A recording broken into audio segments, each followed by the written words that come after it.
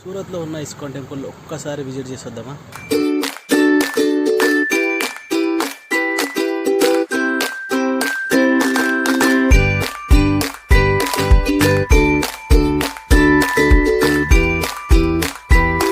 Final అయితే మన ISKCON temple వచ్చిన ఇప్పుడు లోపలికి వెళ్ళి చూద్దాం. పంపిద్దు టెంపుల్ బయట నుంచి చూడడానికి ఈ విధంగా ఉంటుంది. టెంపుల్లో అయితే కృష్ణునికి సంబంధించిన ఆర్కిటెక్చర్స్ చాలా బాగున్నాయి. మనం వచ్చేసరికి ఆర్తి టైం అయింది.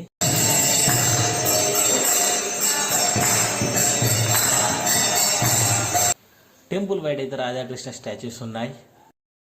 ఇది తాపీ నది టెంపుల్ బ్యాక్ సైడ్ లో ఉంటుంది. సూరత్లో ఈ ఒక్క ప్లేస్ లో మాత్రమే తీస్తారు.